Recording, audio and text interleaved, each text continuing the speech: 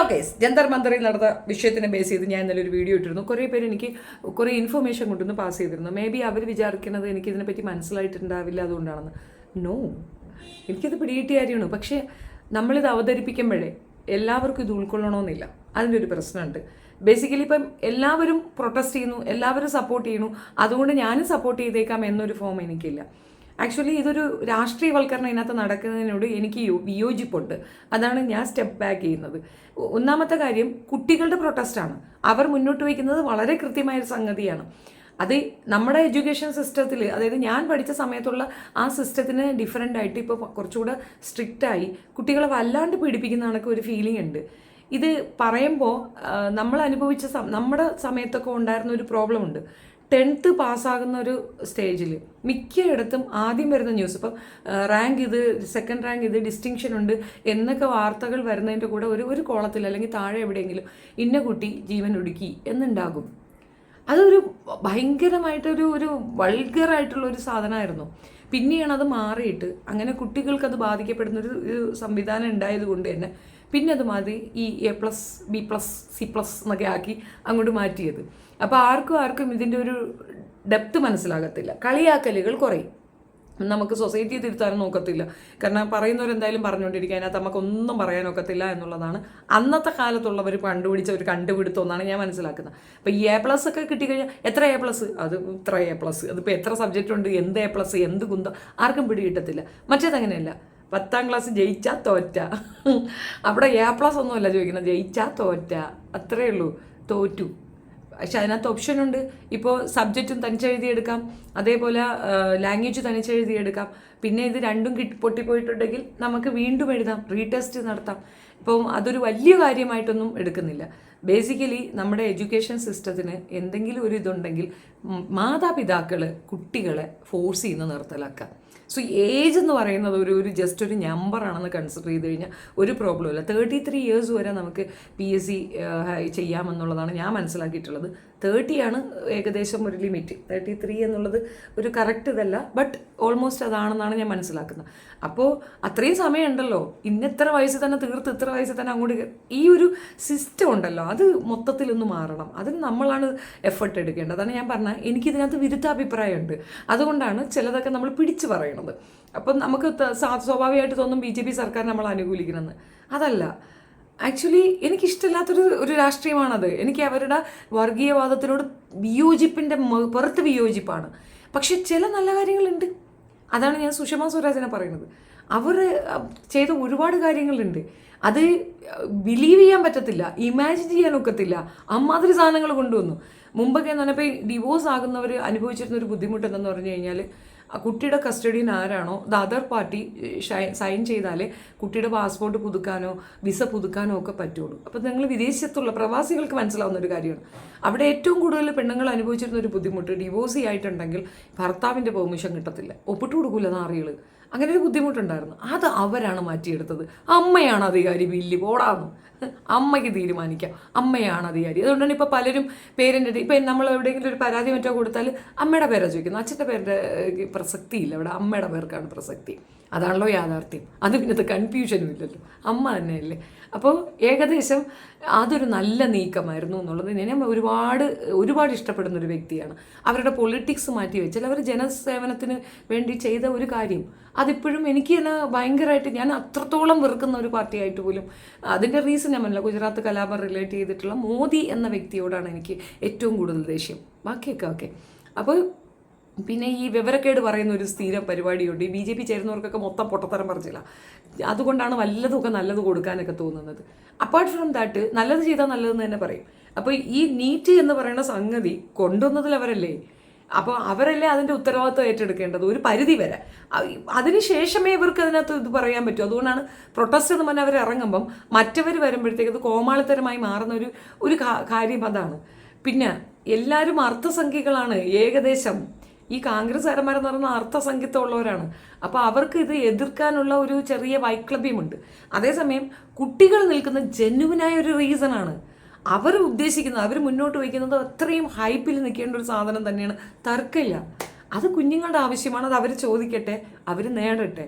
നമുക്കതിനകത്ത് കുറച്ച് ചിരിക്കാനുണ്ടെന്ന് ഞാൻ പറഞ്ഞത് തീർച്ചയായിട്ടും ഉണ്ട്. ഇപ്പോൾ കുട്ടികളെടുത്ത് വടിയും തടിയും എടുത്തോണ്ട് അടിക്കാനൊക്കെ വന്നു കഴിഞ്ഞാൽ ഓടി പിടിക്കാൻ പറ്റാണ്. ഓടി പിടിക്കാനുള്ള ആവത്തുള്ളവരെ അവിടെ അടിക്കാൻ പറ്റുള്ളൂ.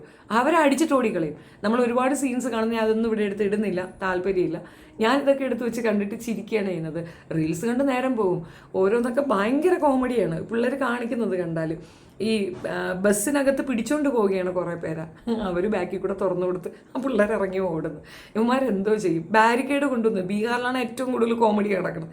ബാരിക്കേഡ് കൊണ്ടുവന്ന് വെച്ച് അവരെ പ്രൊട്ടസ്റ്റിനെ എതിർക്കാനായിട്ട് കൊണ്ടുവച്ച് അവരതെടുത്ത് ഉരുട്ടി കളിക്കുന്നു.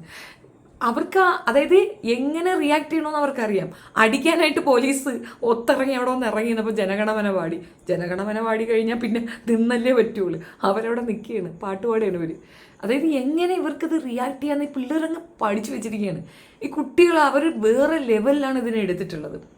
And seriously each and every one support ചെയ്യുന്നുണ്ട്. അവിടെ പ്രൊട്ടസ്റ്റിൽ ഏർപ്പെട്ടിരിക്കുന്ന കുട്ടികൾക്ക് വേണ്ടി ഭക്ഷണം ഇവിടുന്ന് സ്വിഗ്ഗിയിൽ നിന്നൊക്കെ ഓർഡർ ചെയ്ത ആളുകൾ അയക്കുന്നു. അത് ഒരു നിസ്സാര കാര്യമില്ല. അതിന് സപ്പോർട്ട് ചെയ്യാൻ പോകാൻ പറ്റാത്ത ആൾക്കാരുണ്ട്. ഈ പട്ടിഷോയ്ക്ക് പോയവരെ പോലെ അല്ലാതെ ആത്മാർത്ഥമായി അതിനകത്ത് പങ്കെടുക്കണമെന്ന് ആഗ്രഹിച്ച ഒരുപാട് പേര് ഇവിടെ ഉണ്ട്. അപ്പോൾ അവരൊക്കെ ചെയ്യുന്ന കാര്യം അത്യാവശ്യം ഫുഡ് എത്തിക്കുക, എങ്ങനെ അവരെ സപ്പോർട്ട് ചെയ്യാം എന്നുള്ളതിൽ അവർ ചെയ്ത ഒരു കാര്യം അതുമൊക്കെ ഇങ്ങനെ വരുന്നുണ്ട്, മീഡിയയിൽ കയറി വരുന്നുണ്ട്. ഏതായാലും മറ്റേ പുള്ളി അവിടെ സത്യാഗ്രഹത്തിനിരുന്നിട്ട് പുള്ളി ചൈനയുടെ ചാരൻ എന്നൊക്കെയാണ് പറയുന്നത്. അതൊക്കെ എന്ത് തോന്നിയ ദിവസമൊക്കെ പറയുമല്ലോ. പക്ഷേ ഇത് പൊളിറ്റിക്കലി ഇത് മറ്റൊരു മേഖലയിലേക്ക് പോകുന്ന കണ്ടപ്പോൾ മോദി എണ്ണ ഇറങ്ങിയിട്ടുണ്ട്. ആദ്യമായിട്ട് മോദി എണ്ണനെ ലൈനിൽ കൊണ്ടുവരാൻ കുട്ടികൾക്ക് സാധിച്ചു എന്നുള്ളതൊരു ചെറിയ കാര്യമല്ല. അപ്പോൾ പുള്ളി വന്ന് പറഞ്ഞതൊക്കെ ചക്കട പൊക്കട ആർക്ക് കേൾക്കണം? ഫ്രണ്ട്സ് എന്നൊക്കെയാണല്ലോ. അയാളെ ഫ്രണ്ട്, മൈ ഫ്രണ്ട് അമേരിക്കയിലുള്ള, നമ്മളൊന്നും അയാളെ ഫ്രണ്ടല്ല. അപ്പോൾ അയാളെ കൊണ്ടത് സംസാരിപ്പിക്കാൻ പറ്റി എന്നുള്ളത് നിസ്സാര കാര്യമല്ല. 2, ഈ കുട്ടികൾക്ക് ഇങ്ങനെയൊരു അവസ്ഥ കുട്ടികളെ ഇതിലേക്ക് കൊണ്ടെത്തിച്ചത് തന്നെ ഇവിടുത്തെ കോടതികളാണ്. നമ്മൾ ഏറ്റവും കൂടുതൽ വിശ്വാസം അർപ്പിക്കുന്നത് കോടതികളിലാണ്. അഫ്കോഴ്സ് അവിടെ 2 സെക്ഷനാണ്, എൻക്വയറി. അഫ്കോഴ്സ് അതൊക്കെ സംഭവിച്ചു, തെളിവുകളുടെ അടിസ്ഥാനത്തിൽ തന്നെയാണ്. പക്ഷെ ചില സമയങ്ങളിലെങ്കിലും ഈ ഒരു വളച്ചൊടിക്കൽ കോടതിയുടെ ഭാഗത്ത് നിന്ന് ഉണ്ടാകുന്നത് കൊണ്ടാണ് കുട്ടികൾക്ക് ഇങ്ങനെയൊക്കെ തീരുമാനം എടുക്കേണ്ടത്. കുഞ്ഞുങ്ങളെപ്പറ്റി ഒരു വളരെ വൃത്തികെട്ട പരാമർശം കോടതി നടത്തിയിരുന്നു. അതിൻ്റെ പുറത്താണ് ഈ കോക്രോച്ച് പാർട്ടി എന്ന പാർട്ടി തന്നെ രൂപീകരണമാകുന്നത്. അത് ഒരു ജസ്റ്റിസ് ഇരുന്നുകൊണ്ട് പറഞ്ഞാണ്, ഈ കോക്രോച്ചുകളെ പോലെയാണ് ഈ പിള്ളേർ, അൺഎംപ്ലോയിഡ് പീപ്പിൾസ്. ഇവരിങ്ങനെ ഇരുന്നു കൊണ്ട് നെറ്റിലിരുന്ന് ഓരോന്ന് കാണിക്കും. എന്നിട്ട് അത് ഒരു പാർട്ടി, ഒരു രാഷ്ട്രീയ കക്ഷിയെ സപ്പോർട്ട് ചെയ്യുന്ന രീതിയിലായിപ്പോയി. അതൊരിക്കലും അദ്ദേഹം ചെയ്യാൻ പാടില്ല. നമ്മളീ പോലീസുകാരെന്ന് പറയുന്നതും ഓൾമോസ്റ്റ് മിക്ക സർക്കാർ ഉദ്യോഗസ്ഥരെന്ന് പറയുന്നത്, സർക്കാർ തലങ്ങളിൽ ജോലിക്ക് കയറിയാൽ ആദ്യം വേണ്ടത് നമ്മൾ ആ ഉദ്യോഗത്തിലേക്ക് കയറുമ്പോൾ നമ്മൾ എന്താണോ അതിൽ നിന്ന് മാറി നമ്മൾ ആ ഉദ്യോഗത്തിലേക്ക് കയറുകയാണ് വേണ്ടത്. കളക്ടറായിരുന്നാലും പോലീസായിരുന്നാലും ഇനി ഇതുപോലെ കോടതിയിൽ ജസ്റ്റിസ് ആയിരുന്നാലും ഒക്കെ തന്നെ അവർക്ക് അവരുടെ പൊസിഷനിലാണ് ഇത് കോൺസെൻട്രേറ്റ് ചെയ്യണം. അവിടെ ജാതിയില്ല, മതമില്ല, രാഷ്ട്രീയമില്ല, ഒന്നും ഉണ്ടാകാൻ പാടില്ല. അതാണ് യഥാർത്ഥ ജനാധിപത്യ രാജ്യത്ത് ഒരു തൊഴിൽ ചെയ്യുന്ന ഒരാൾ കാണിക്കേണ്ട ധാർമ്മികത. അതില്ലാണ്ട് ഒരു പാർട്ടിക്ക് വേണ്ടിയിട്ട് കുട്ടികളെ കോക്രോച്ച് വിളിച്ചു. എന്നാൽ ഞങ്ങളുടേത് CJP ആണെന്ന് പറഞ്ഞ് ഒരു കോക്രോച്ച് ജനതാ പാർട്ടി ഉണ്ടാക്കിക്കൊണ്ട് ഇങ്ങോട്ട് ഇറങ്ങി. BJP വേഴ്സ് CJP ആയി. കുട്ടികളുടെ ഫൈറ്റിലേക്ക് അണിചേരുന്നത് ആരൊക്കെയാണെന്ന് നോക്കണം. മറ്റ് രാഷ്ട്രീയ കക്ഷികളാണ്. വളരെ നാണം കെട്ട ഒരു പരിപാടിയാണ്. കാരണം ഈ കുഞ്ഞുങ്ങൾ ഉണ്ടാക്കിക്കൊണ്ടുവന്ന ഈ പാർട്ടി CJP എന്ന് പറയുന്നത് പുതിയതാണ്. ഇവരുടെ കറപ്ഷനോ ഇവരുടെ എന്തെങ്കിലും ഒരു മോശമോ ഇതുവരെ വെളിയിലേക്ക് വന്നിട്ടില്ല. ഓഫ്കോഴ്സ് മെറിറ്റും ഡീമെറിറ്റും ഇല്ലാത്തവരായിട്ട് ആരും ഉണ്ടാകത്തില്ല. അപ്പോൾ അത് വരാൻ ചാൻസ് ഉണ്ട്. പക്ഷേ കുട്ടികൾ ഇപ്പോൾ തുടങ്ങിയതായതുകൊണ്ട് റീസെൻ്റ്ലി ഓപ്പൺ ആയി, ഐ തിങ്ക് കുറച്ച് നാളുകളെ ആയിട്ടുള്ളൂ. അപ്പോൾ അതിൽ കൂടെ അത് എസ്റ്റാബ്ലിഷ് ആയി വരുന്നതേ ഉള്ളൂ എന്തായാലും. അപ്പോൾ അവർക്ക് കംപ്ലയിൻസ് ഇല്ല. മറ്റവരങ്ങനെയല്ല. ഈ പറയുന്ന നീറ്റിനെ പറ്റി പറയുമ്പോൾ ഇത് കൊണ്ടുവന്നത് അവരാണ് എന്നുള്ളത് അവിടെ നിൽക്കുകയാണ്.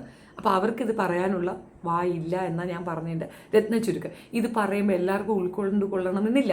അപ്പം നമ്മുടെ അഭിപ്രായം മനസ്സിലാകുന്നവരുണ്ടാകും. എന്താണ് അവിടുത്തെ വഴക്ക് എന്നുള്ളതിൻ്റെ ഒരു രത്ന ചുരുക്കം മാത്രമാണ് ഞാൻ തന്നത്.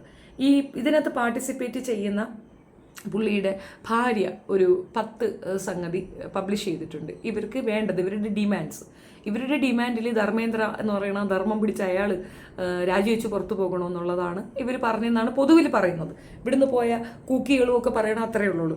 അയാൾ രാജിവെച്ചാൽ തീരാവുന്ന പ്രശ്നമാണെന്ന്. അയാൾ രാജിവെക്കുന്നിടത്ത് ഈ പ്രശ്നം തീരില്ല. ഈ പ്രശ്നം തീരുന്നത് ഈ വിജയ് സർക്കാർ ആവശ്യപ്പെട്ട ഒരു കാര്യത്തിലൂടെയാണ്. നീറ്റ് എന്നത് എക്സാം വേണ്ട. കർശനമായും വേണ്ട എന്ന് പറയുക. അതാണ് വേണ്ടത്. ഇപ്പം ഞാൻ ബ്രിട്ടീഷ് സിലബസിലാണ് എൻ്റെ കുട്ടികളെ പഠിപ്പിച്ചത്, O ലെവലാണ് പഠിപ്പിച്ചത് കുട്ടികളെ.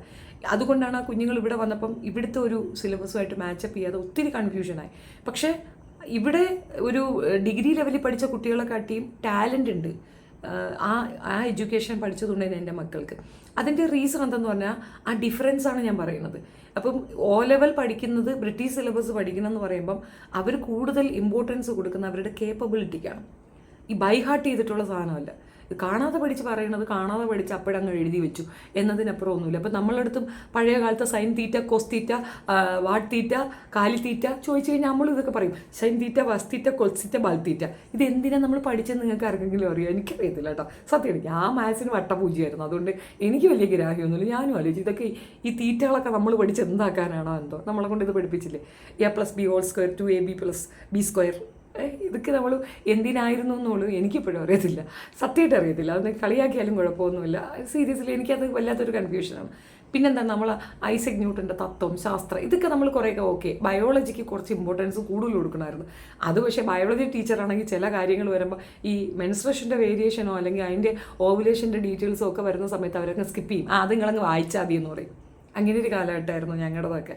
അപ്പോൾ അത് പറഞ്ഞില്ലേ, ചില എഡ്യൂക്കേഷൻ കൊടുക്കേണ്ട രീതി കൊടുക്കാത്തതിൻ്റെ ഒരു ആഫ്റ്റർ എഫക്റ്റാണിത്. ഇപ്പോൾ കേരള സിലബസ് ഏകദേശം ബ്രിട്ടീഷ് സിലബസിനെ ടാലി ചെയ്യാൻ പറ്റുന്ന ഒരു സാധനമാണ് ഗവൺമെൻറ് സെക്ടറിൽ വന്നിട്ടുള്ളത്. പക്ഷേ എത്രത്തോളം പേര് അതിനെ ഉൾക്കൊള്ളുന്നു, അതിലേക്ക് കുട്ടികളെ കൊണ്ട് ചേർക്കുന്നു എന്നുള്ളത് എനിക്കറിയത്തില്ല. അപ്പോൾ റീസെൻ്റ്ലി തന്നെ നിങ്ങൾ കണ്ടില്ലേ, ഒരു പെണ്ണ് കൊച്ചിനെ CBSE ചേർത്തെന്ന് പറഞ്ഞിട്ട് നടക്കണം. നല്ലതായിരുന്നു. എഡ്യൂക്കേഷൻ എന്ന് പറയുന്നത് നല്ല രീതിയിൽ വിദ്യ അഭ്യസിക്കാനാണ്, അല്ലാതെ ഈ പറയുന്ന രീതിയിൽ കാണാപ്പാഠം പഠിച്ച് എഴുതി പീസ് ഓഫ് പേപ്പർ ഉണ്ടാക്കുക എന്നല്ല. ഇറ്റ്സ് ഓൾവേസ് ഡിഗ്രി ആയാലും ഏത് certificate it's a piece of paper. ഈ സാധനം കൊണ്ട് ഇപ്പം നിങ്ങളൊരു IAS ഉദ്യോഗത്തിൻ്റെ സർട്ടിഫിക്കറ്റ്സ് എല്ലാം കൂടെ കൊണ്ടു ചെന്നിട്ട് ഒരു ഇൻ്റർവ്യൂ അറ്റൻഡ് ചെയ്യുന്നു, നിങ്ങൾക്കത് പെർഫോം ചെയ്യാൻ പറ്റിയിട്ടെങ്കിൽ നിങ്ങൾ എലിജിബിൾ ആവത്തില്ല. അപ്പം എലിജിബിലിറ്റി നോക്കണമെന്നുണ്ടെങ്കിൽ കഴിവുകളെ പ്രൊമോട്ട് ചെയ്യുന്ന തരത്തിലുള്ള വിദ്യാഭ്യാസം ഇവിടെ വരണം. അതാണ് വേണ്ടത്. അപ്പോൾ അതിനു വേണ്ടി കുട്ടികൾ ഡിമാൻഡ് ചെയ്യണം. അല്ലാണ്ട് ഈ ഒരു അവസരം ചാക്ക എടുത്തിട്ട് മോദിയെ പിടിച്ച് താഴെ ഇറക്കി അവിടെ കയറി കുത്തിയിരിക്കുക എന്നുള്ള രാഹുലിൻ്റെ ആഗ്രഹം അസ്ഥാനത്താണ്. അത്രേ ഞാൻ പറഞ്ഞുള്ളൂ. എനിക്കിപ്പോൾ മോദി ആയാലും ശരി തന്നെ, രാഹുൽ ആയാലും ശരി തന്നെ, ഞാൻ കമ്മ്യൂണിസ്റ്റുകാരിയാണ്. ഒബിയസ്ലി അപ്പുറത്ത് രാഹുലിന് പകരം നമ്മുടെ ആരെങ്കിലും സഖാക്കന്മാരായിരുന്നെങ്കിൽ ഞാൻ കുറച്ചുകൂടെയൊക്കെ വീര്യം കാണിച്ചു തരാം. അത് പൊളിറ്റിക്സ് ഉണ്ടോയെന്ന് വെച്ചാൽ ആ പൊളിറ്റിക്സ് ഉണ്ട്. എൻ്റെ ഒരു പൊളിറ്റിക്കൽ വ്യൂ അത് തന്നെയാണ്. പക്ഷേ കുട്ടികൾക്ക് എതിരായിട്ടല്ല ഞാൻ പറയുന്നത്, ഞാൻ അവർക്ക് സപ്പോർട്ടാണ്. ബട്ട് അതിൽ രാഷ്ട്രീയം കലർത്തണ്ട.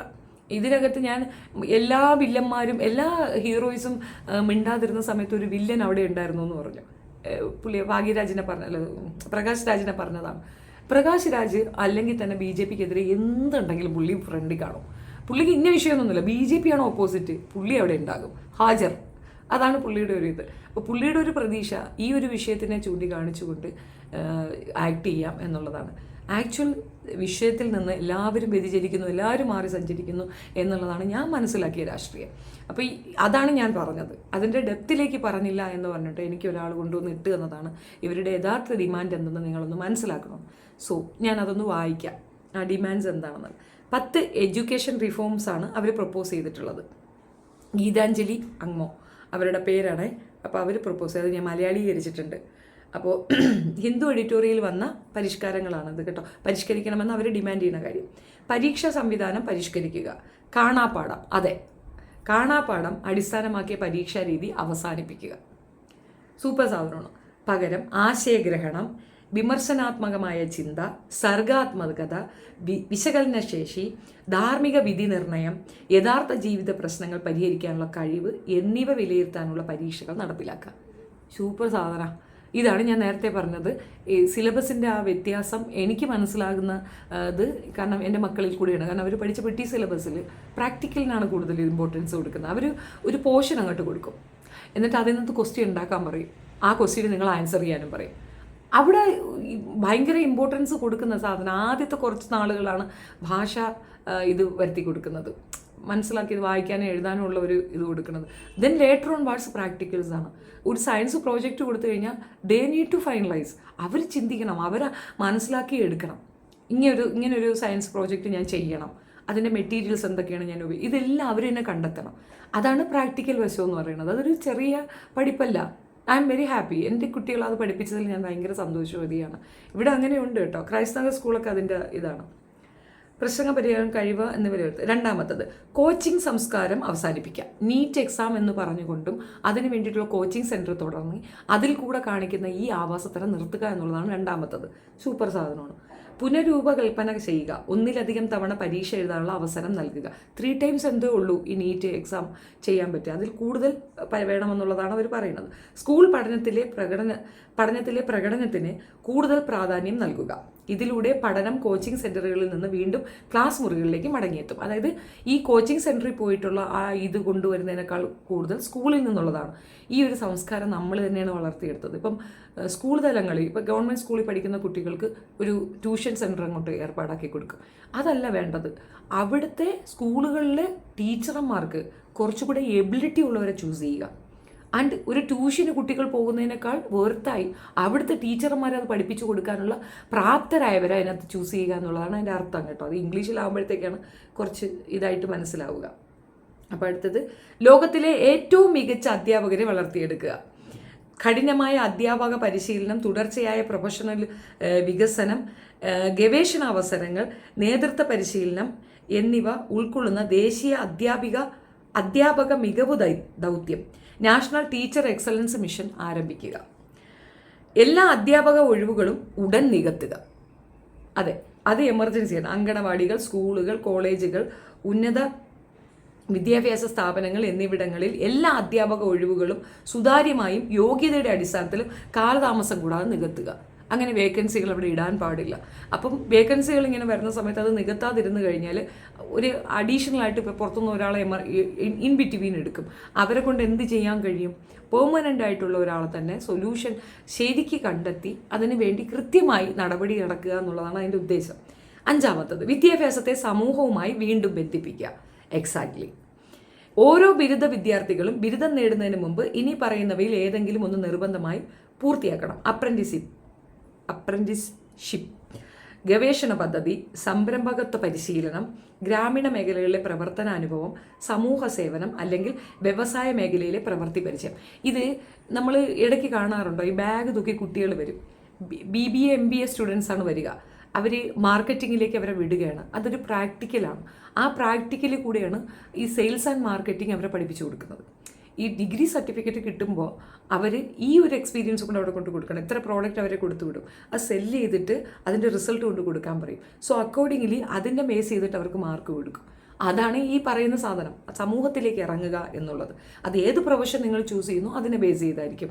ഇപ്പം ഏത് പ്രവൃത്തി മേഖല ഇന്നതൊന്നുമില്ല, എല്ലാത്തിനും അങ്ങനെ തന്നെയാണ്. ഇത് 5 അവർ പറഞ്ഞിട്ടുള്ളത്. ആറാമത്തത് സർക്കാർ സ്കൂളുകളെ ശക്തിപ്പെടുത്തുക. നമ്മൾ ഗവൺമെൻറ് സെക്ടറിലെ എഡ്യൂക്കേഷന് കൂടുതൽ ഇമ്പോർട്ടൻസ് കൊടുക്കുക. ഞാനതിലൊരു പരാജിതയാണ് കേട്ടോ. എനിക്ക് സർക്കാർ സ്കൂളിൽ വിടാൻ സാധിച്ചിട്ടില്ല എന്നുള്ളതുകൊണ്ട് ഞാൻ എൻ്റെ പരാജയം ഇവിടെ സമ്മതിക്കുന്നു. ആ കാര്യത്തിൽ ഓരോ കുട്ടിക്കും അവർ എവിടെയാണ് താമസിക്കുന്നത് എന്നതിനെ പരിഗണിക്കാതെ നിലവാരമുള്ള അടിസ്ഥാന സൗകര്യങ്ങൾ, യോഗ്യതയുള്ള അധ്യാപകർ, ലൈബ്രറികൾ, ലബോറട്ടറികൾ, കായിക സൗകര്യങ്ങൾ, ഡിജിറ്റൽ പഠന സൗകര്യങ്ങൾ, ശുചിത്വ സംവിധാനങ്ങൾ എന്നിവ ഉറപ്പാക്കുക. വളരെ ഓപ്പൺ ആയിട്ടുള്ള ഒരു വിഷനാണ് അവർ വെച്ചിരിക്കുന്നത്. വിദ്യാഭ്യാസ സ്ഥാപനങ്ങൾക്ക് 7ാമത്തത് വിദ്യാഭ്യാസ സ്ഥാപനങ്ങൾക്ക് അക്കാദമിക് സ്വാതന്ത്ര്യം നൽകുക. സർക്കാരുകൾ പഠനഫലങ്ങൾ ലേണിംഗ് ഔട്ട്കംസ് നിശ്ചയിക്കുകയും ഉത്തരവാദിത്വം ഉറപ്പാക്കുകയും വേണം. എന്നാൽ സ്കൂളുകൾക്കും സർവകലാശാലകൾക്കും നവീകരണം നടത്താനും പഠിപ്പിക്കാനും ഗവേഷണം നടത്താനും ആവശ്യമായ സ്വയം ഭരണം അനുവദിക്കണം. ഇതിനെപ്പറ്റി എനിക്ക് അഭിപ്രായമില്ല. കാരണം ഗവൺമെൻറ്റിൻ്റെ ഒരു മേൽനോട്ടത്തിൽ ചെയ്യുന്നതായിരിക്കും നല്ലതെന്നാണ് എൻ്റെ ഒരു അഭിപ്രായം കേട്ടോ. അതുകൊണ്ട് അതിനെപ്പറ്റി എനിക്ക് വലിയ അഭിപ്രായമില്ല. സുതാര്യമായ ദേശീയ വിദ്യാഭ്യാസ ഡാഷ്ബോർഡ് സൃഷ്ടിക്കുക.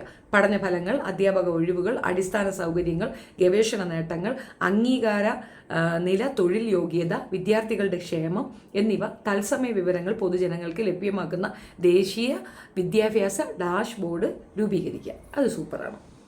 ഇതിലൂടെ വിദ്യാഭ്യാസ പുരോഗതി എല്ലാവർക്കും നിരീക്ഷിക്കാനാക്കും. ഇതെല്ലാം ഒരു സ്ക്രീൻഡ് ആവുമ്പോൾ ആളുകൾ ഭയപ്പെടും. ഇതൊക്കെ നമുക്ക് കാണാൻ കഴിയും എന്നുള്ളത് തന്നെ അവർക്കൊരു ഭയപ്പാട് കൊടുക്കും. ഇതിനകത്ത് ഊഴൽ വരാതിരിക്കാൻ നല്ലൊരു സൊല്യൂഷൻ അതാണ്. ഊഴലെന്ന് പറഞ്ഞു കഴിഞ്ഞാൽ എന്തോന്നാണ്, കൈക്കൂലി അതുപോലുള്ള സാധനങ്ങളെയാണ് ഊഴൽ എന്നതുകൊണ്ട് ഉദ്ദേശിക്കുന്നത്. വിദ്യാഭ്യാസത്തിലും ഗവേഷണത്തിലും നിക്ഷേപം വർദ്ധിപ്പിക്കുക.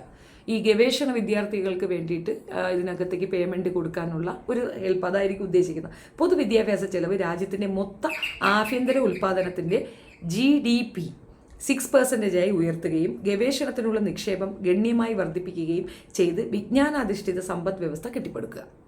ഇതാണ് പറയുന്നത്. ഇനി 10ാമത്തത്, സ്വതന്ത്ര ദേശീയ വിദ്യാഭ്യാസ പരിഷ്കാര കമ്മീഷൻ രൂപീകരിക്കുക. അളക്കാവുന്ന ദേശീയ മാനദണ്ഡങ്ങൾ നിശ്ചയിക്കുകയും പരിഷ്കാരങ്ങളുടെ നടപ്പാക്കൽ വിലയിരുത്തുകയും ഓരോ വർഷവും പാർലമെന്റിന് റിപ്പോർട്ട് സമർപ്പിക്കുകയും സർക്കാർ മാറിയാലും വിദ്യാഭ്യാസ പരിഷ്കാരങ്ങൾ തുടർച്ചയായി നടപ്പാക്കപ്പെടുന്നുണ്ടെന്ന് ഉറപ്പാക്കുകയും ചെയ്യുന്ന നിയമപരമായ സ്റ്റാറ്റ്യൂട്ടറി ഒരു സ്വതന്ത്ര ദേശീയ വിദ്യാഭ്യാസ പരിഷ്കാര കമ്മീഷൻ സ്ഥാപിക്കുക. ഇതാണ് അവർ മുന്നോട്ട് വെച്ച സാധനം. അപ്പോൾ ഇതെൻ്റെ അടുത്ത് വായിക്കാൻ പറഞ്ഞുകൊണ്ട് മാത്രം ഞാൻ വായിച്ചതാണ്. ഇത് അവരെന്താണ് ഇതിനകത്ത് പബ്ലിഷ് ചെയ്തത് എന്നുള്ളത് അവരുടെ ടൈം ലൈനിലും ഉണ്ടല്ലോ. അപ്പം നമ്മൾ ഇത്രയും ഗഹനമായിട്ടൊന്നും ആളുകളിലേക്ക് എത്തിക്കേണ്ട കാര്യമില്ല. പക്ഷേ ഇതിനകത്ത് പറയുന്ന ഓരോ കാര്യങ്ങളും വളരെ ഇമ്പോർട്ടൻ്റ് ആണ്. ആളുകൾ ഇത് മനസ്സിലാക്കേണ്ടതാണ്, അധികാരികൾ ഇത് മനസ്സിലാക്കേണ്ടതാണ്. അതിനെ തുടർന്ന് ഈ രീതിയിലുള്ള പരിഷ്കാരങ്ങൾ നടപ്പിലാക്കുക എന്നുള്ളത് അനിവാര്യമായ കാര്യമാണ്. അതിൻ്റെ ഒപ്പം ഈ നീറ്റ് എന്ന് പറയുന്ന സംഗതി വേണ്ട എന്നും കൂടെ പറയുക. നീറ്റ് വേണ്ട, എൻ്റെ ഒരു അഭിപ്രായമാണ്. നീറ്റ് എന്ന സാധനം വേസ്റ്റാണ്, അത് വേണ്ട, അതിൻ്റെ ആവശ്യമില്ല. നമ്മൾ കുട്ടികളിലേക്ക് ഓവറായിട്ട് ഈ ബേർഡൻ അടിച്ചേൽപ്പിച്ചിട്ട് കുട്ടികളൊന്നും അല്ലാതായിപ്പോൾ അവരുടെ ബാല്യം ഇത്തരത്തിലുള്ള ഒരു ഇതിനകത്തേക്ക് അങ്ങ് ആവുകയാണ്. ഇപ്പം പലരും സനാതന സംസ്കാരത്തിനൊക്കെ കളിയാക്കുന്ന ഒരു ഇതുണ്ടെങ്കിലും ഗുരുകുല വിദ്യാഭ്യാസമൊക്കെ ഒന്ന് ഇമാജിൻ ചെയ്ത് നോക്ക്. അത് ഉച്ചനീചത്വം ഉണ്ടായിരുന്ന ഒരു കാലഘട്ടത്തിൽ താഴ്ന്ന വിഭാഗക്കാർക്ക് ഇല്ലായിരുന്നു എന്നുള്ളത് വാസ്തവം. പക്ഷേ എന്നാലും ആ സിസ്റ്റം കറക്റ്റ് അല്ലേ? അവിടെ എത്ര വലിയ പണക്കാരനായിരുന്നാലും രാജാവിൻ്റെ മകനായിരുന്നാലും ഗുരുകുലത്തിൽ പോയേ പറ്റുള്ളൂ, അവിടെ താമസിച്ചേ പറ്റൂ, ഗുരുവിൻ്റെ അണ്ടറിൽ ഇതൊക്കെ പഠിച്ചേ പറ്റുള്ളൂ. അപ്പോൾ അങ്ങനെയൊരു നിഷ്ഠയുണ്ടായിരുന്നു. അത് കുറച്ചുകൂടെ ജനങ്ങളിലേക്ക് ഇറങ്ങാനും അല്ലെങ്കിൽ ഒരു സമത്വം ഫീൽ ചെയ്യാനും ഉതകുന്ന ഒരു കാഴ്ചപ്പാടാണ്. അത് തന്നെയാണ് നമ്മൾ ഈ മുന്നോട്ട് വയ്ക്കുന്ന യൂണിഫോമൊക്കെ മുന്നോട്ട് വയ്ക്കുന്ന അത് തന്നെയാണ്, ആശയം തന്നെയാണ്. അപ്പോൾ ഇത് മനസ്സിലാക്കുന്നവർക്കേ മനസ്സിലാവുള്ളൂ, ദഹിക്കുന്നവർക്കേ ദഹിക്കുകയുള്ളൂ. ഞാൻ ഇതിനകത്ത് എന്തെങ്കിലുമൊക്കെ പറഞ്ഞു കഴിഞ്ഞാൽ ഇത് വേറെ രീതിയിൽ പോകുമെന്നുള്ളത് കൊണ്ടാണ് മൗനം വിദ്വാനുഭൂഷണം എന്നുള്ള രീതിയിൽ നമ്മൾ മിണ്ടാതിരുന്നത്. സീരിയസ്ലി പറയുകയാണെങ്കിൽ കുട്ടികൾ ചെയ്യുന്ന ഈ ഒരു ഫൈറ്റ് അത് ശരിക്കും എൻജോയ് ചെയ്യാനുള്ള സാധനമുണ്ട്. അതിൻ്റെ ഒപ്പം തന്നെ അവരനുഭവിക്കുന്ന ബുദ്ധിമുട്ടിൽ റെസ്പെക്റ്റുമുണ്ട്. പക്ഷേ ഇത് യൂസ് ചെയ്യാനായിട്ട് കുറേ എണ്ണം കുത്തി കയറി അങ്ങോട്ട് ചെല്ലുന്നത് വളരെ ബോറായിട്ടുള്ളൊരു പരിപാടിയാണ്. ഇതിനെ രാഷ്ട്രീയവൽക്കരിക്കുന്നത്. ഇത് രാഷ്ട്രീയമല്ല, ഇതിനകത്ത് രാഷ്ട്രീയമില്ല. കുട്ടികളുടെ ഡിമാൻഡാണ്.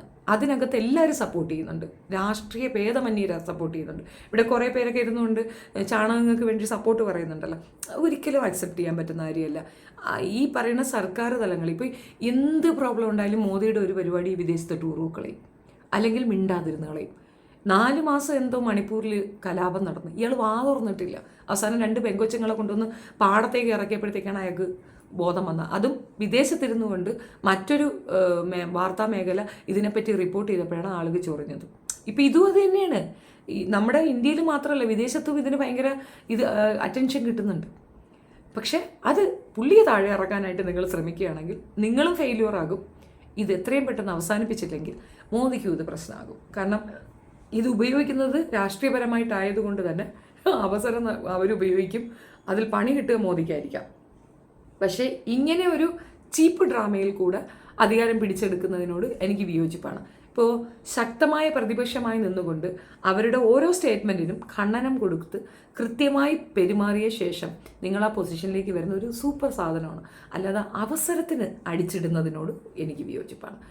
മേ ബി എൻ്റെ പാർട്ടിയല്ല, എനിക്ക് താല്പര്യമില്ലാത്തൊരു പാർട്ടിയാണ് എങ്കിൽ പോലും ചിലത് നമ്മൾ പറയാതെ പാടില്ലല്ലോ, അത് മാത്രമേ പറഞ്ഞുള്ളൂ. ഇപ്പം സിനിമാ മേഖലകളിലുള്ള ഒത്തിരി പേര് ഇതിനെപ്പറ്റി സംസാരിക്കുന്നുണ്ട്, ഒത്തിരി പേര് സപ്പോർട്ട് പറയുന്നുണ്ട്.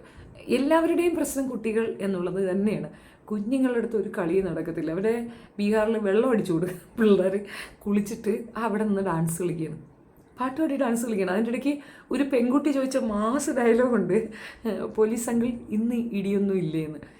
അതേപോലെ കണ്ണീർ വാതകത്തിന് വേണ്ടിയിട്ട് ബോംബ് പൊട്ടിക്കില്ലേ, ഈ സൗണ്ട് കേൾക്കുമ്പോഴത്തേക്ക് അതും എല്ലാം റീൽ ചെയ്യാണ്. അവർ പറയണത് എന്താ പറയുന്നത്, ഹാപ്പി ദീപാവലി എന്ന്. അങ്ങനെ എല്ലാം അവർ ആ ടൈമിലാണ് എടുക്കുന്നത്. നേപ്പാൾ ഒരു വലിയ തിരിച്ചറിവാണ്, മോദി അത് മനസ്സിലാക്കുക. നേപ്പാളിലെ കുട്ടികളാണ് ഇറങ്ങിയത്, അവരാണ് ഇറങ്ങി കളിച്ചത്. അത് വല്ലാത്തൊരു ടേണിംഗ് പോയിന്റിലേക്ക് കൊണ്ട് നിർത്തും. അപ്പോൾ ഒന്നാമതേ നല്ല രീതിയിൽ ഹേറ്റേഴ്സ് അത്രയും ഭീകരമായിട്ടുണ്ടാകുന്ന ഒരു സാഹചര്യം നിലനിൽക്കുമ്പോൾ മോദി ഒരു 50 പൈസയ്ക്ക് അടങ്ങുന്നതായിരിക്കും ഇതിനകത്ത് നല്ലത്. എത്രയും പെട്ടെന്ന് ഈ പ്രോബ്ലം സോൾവ് ചെയ്യുക, അവരുടെ ഡിമാൻഡ് കണ്ണുമടച്ച് അങ്ങ് സമ്മതിച്ചു കൊടുക്കുക. ഒരു കോംപ്രമൈസും ഇതിനകത്ത് ചെയ്യാൻ നിൽക്കരുത്. അത് ഇതിനകത്ത് ഒന്നും അവർ മുന്നോട്ട് വെച്ച ഒരു ഡിമാൻഡും വേസ്റ്റ് അല്ല. നാളെയുടെ വാഗ്ദാനങ്ങൾ നമ്മുടെ പൗരന്മാരാണ്, നമ്മുടെ അവകാശികളാണ്.